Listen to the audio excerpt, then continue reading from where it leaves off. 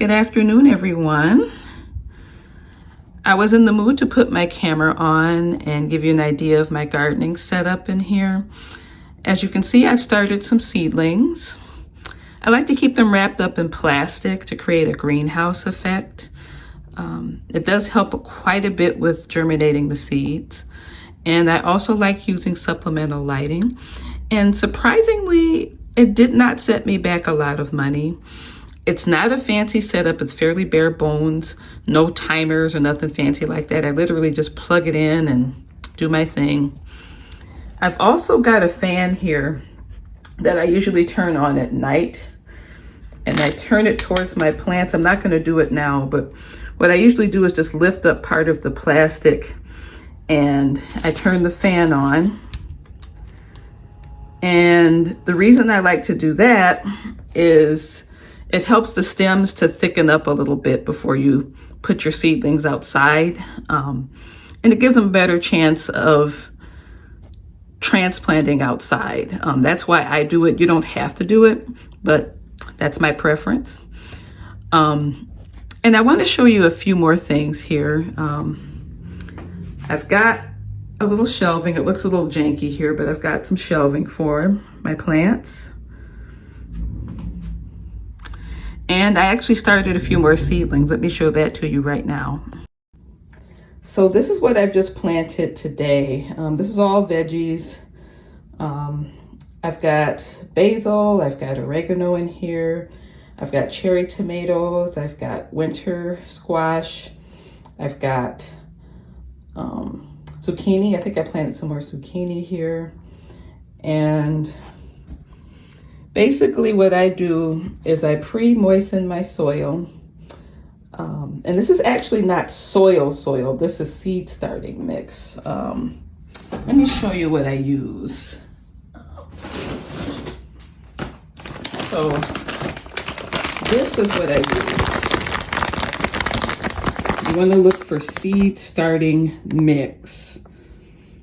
I don't recommend using potting soil or garden soil to start seeds, only because the soil's kind of heavy and it holds a lot of water.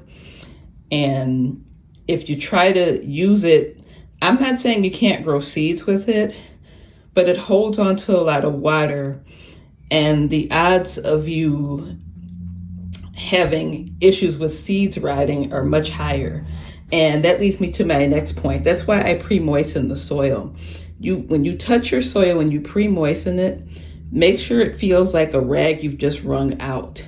You don't want to have soil that's sopping wet, and you don't want to get in the habit of watering your seeds every day. That's a mistake I made when I first started gardening. Don't do that. Touch the soil. If the soil's dry, then you water. And here's another step I want to show you. Now, I'm doing this all with one hand, so that's why I didn't pour it right in front of you. I don't have a tripod. But long story short, the reason why I have it set up like this is because whenever you water your seed trays or your seeds, you always want to do it from below. So I have a tray below where these plugs are here. You put the water in.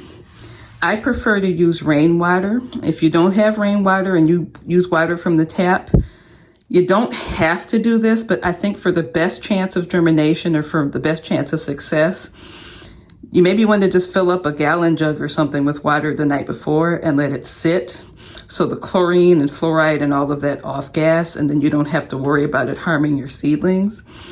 But I used rainwater. This is actually saved from last season from my barrel. Put the water in this tray, and then you put your seedlings on top, and they'll take what they need.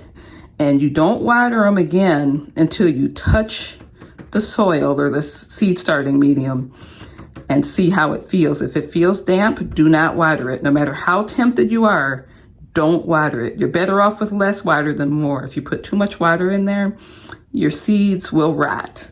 So I hope you appreciated this little educational bit, and happy gardening.